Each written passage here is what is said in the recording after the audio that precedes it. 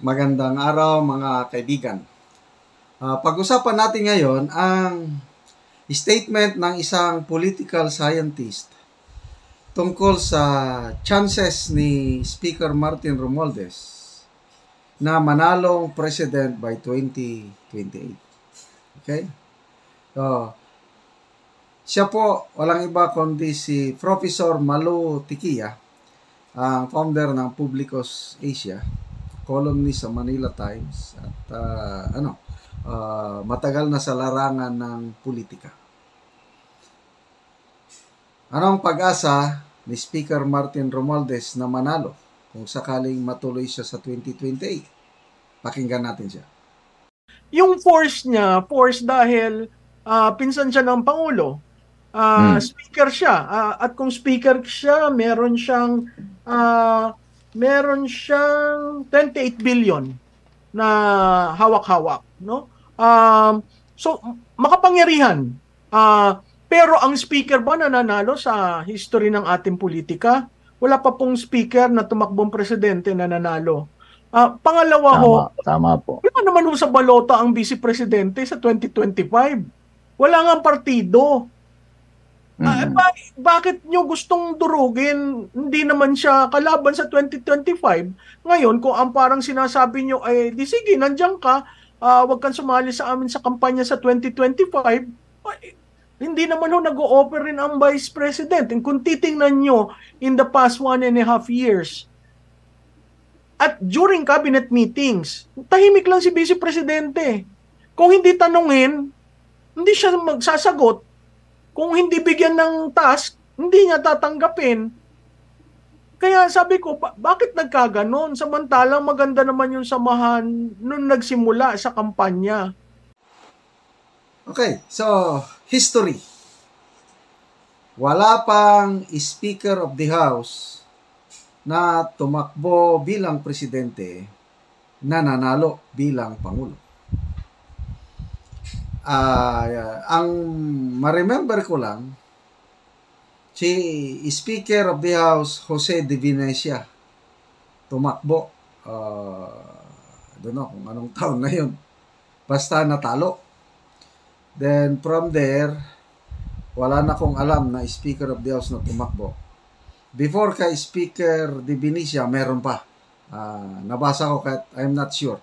Basta sa history ng ating politics sa Pilipinas, I agree with Professor Malu Tikia na wala pang Speaker of the House na nanalo.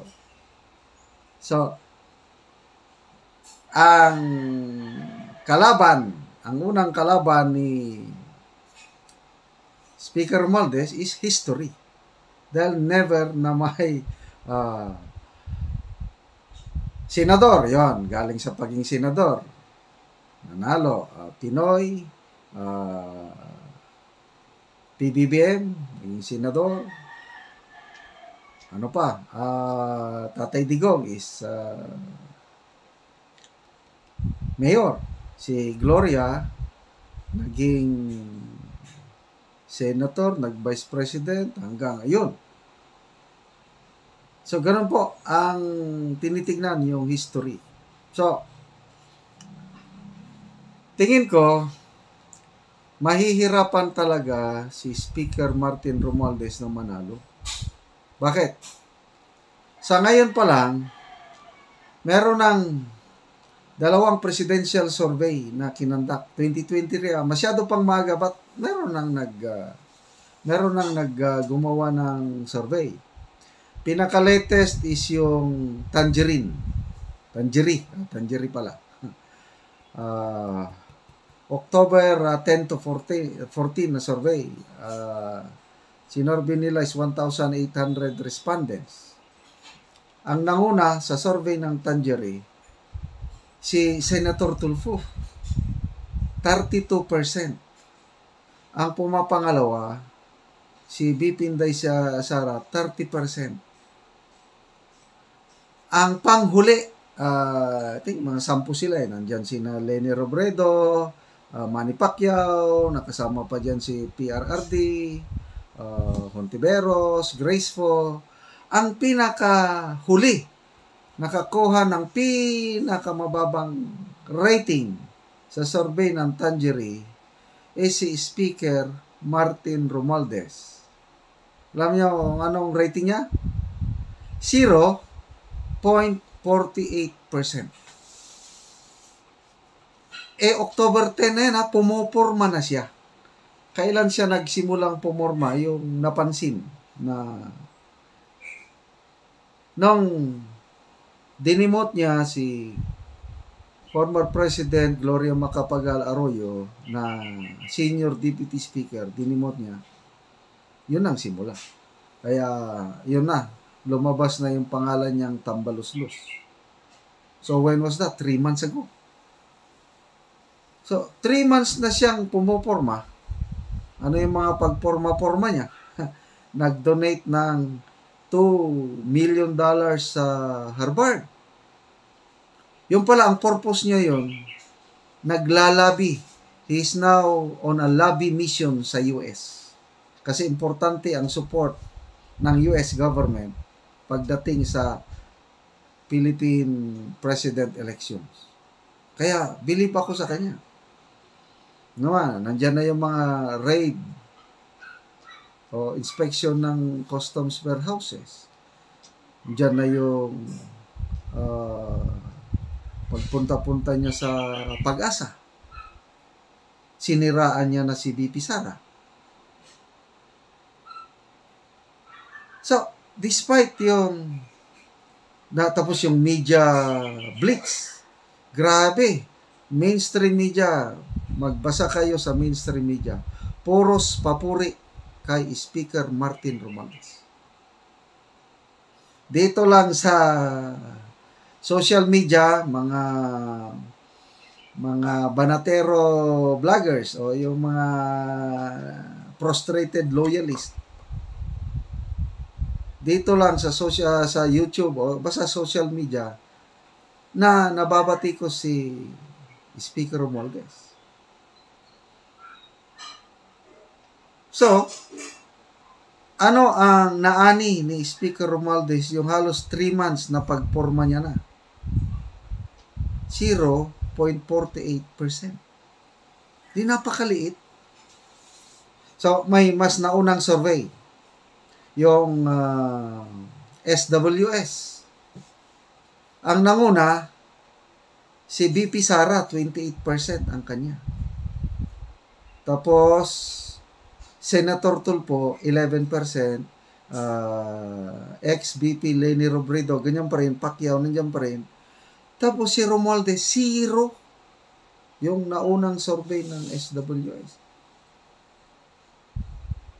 Ibig sabihin, wala siyang amor sa taong bayan. So, I don't know. Bakit kaya walang amor?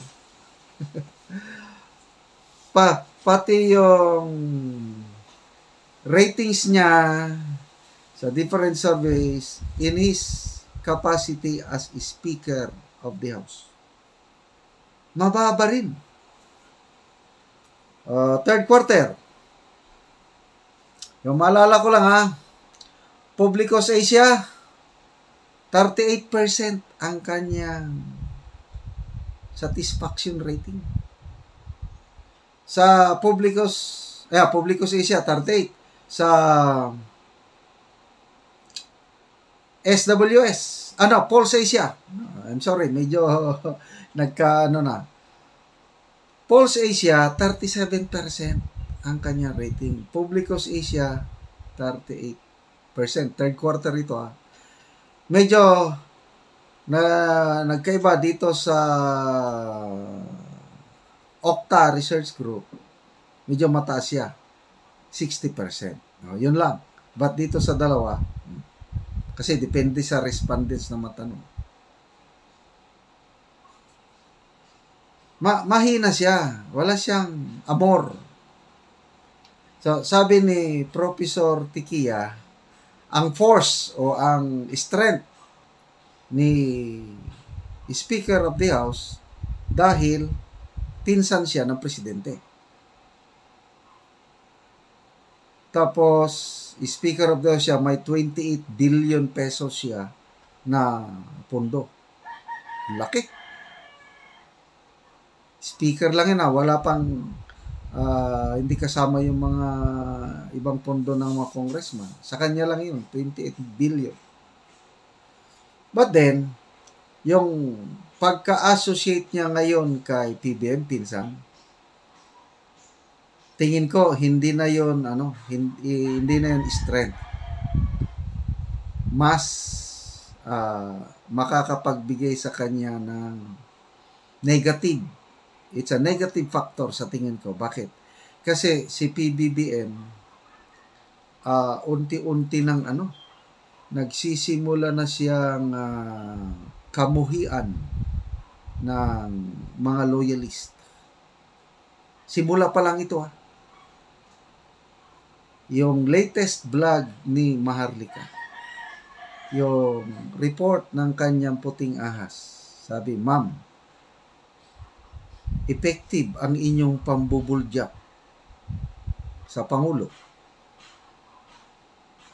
Na namomonitor niya, alam niya yung ginagawa ninyo at nahihinaan na ng loob ang Pangulo. And I believe so kasi yung may listahan ng mga vloggers na pinapatahimik.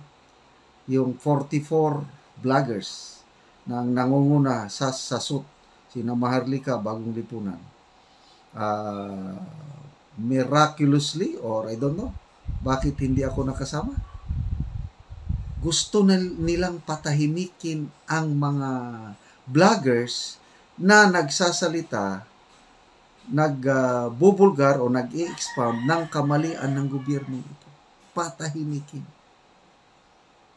Naunang lumabas yung issue na yun, yung vloggers listahan.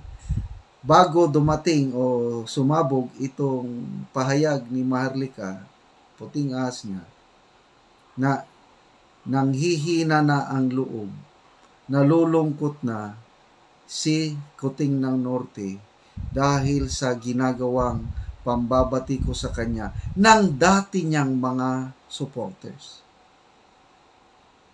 Tingnan mo yan, Maharlika sa SUT, yan yung mga diehard supporters niya noon. Sino pa? Sina Attorney Trixie Angeles, sina Derek Darilla, marami. Malutikia. Ayan, mga supporters yan. Sina Rigoberto Tiglao, Professor Contreras, mga umasa sa kanya na pag namuno na as president itong Marcos Jr., gaganda ang takbo ng bansa. Only to find out, baliktad. Kaya nagsalita itong mga dating supporters. Ako sumunod na lang kasi nabantayan ko tama. May mali. Ayoko sanang magsalita, magbatikos dahil unang-una, retired na ako Tapos na yung serbisyo ko sa gobyerno. Kaya lang, may nag-encourage sa akin, yung aking mentor, best friend, sabi na, "Johnny, ituloy mo. Pag-vlog mo din, mag-ingay ka," sabi ng aking kaibigan. "Para magising itong gobyerno dahil naliligaw na ng landas," sabi ng kaibigan ko. Hoping na sa pag-iingay mo, pag-iingay ng ibang vloggers, magising sila at bumalik sa katotohanan at ang gawin nila yung tama. Yun. Kaya nagsimula ako. More than 1 month pa lang ito. At natutuwa ako at ganun nga ang resulta ngayon. Sana umaasa pa rin ako na magising sa katotohanan ng ating Pangulo. Na magkaroon na siya ng sense of direction sa kanyang gobyerno. Tanggalin na yung mga unwanted influence, yung nakikialam sa kanyang decision making. Doon tayo na nagkahirap-hirap yung mga influence surrounding him. Lalo na yung yes ma'am. Diyan tayo nagkaluko-luko yung yes ma'am. Dahil hindi nasusunod ang gusto ng presidente basta nakialam si yes ma'am. So, with this political situation now, at hindi magbago ang PBBM admin, number one, maapektuhan ang future candidacy ni Speaker Martin Romualdez, lalo siyang lulubog sa komunidad. Ang kalaban niya na history ng bansa, never na may Speaker of the House na nanalo, plus ang bad influence ng kanyang pinsan.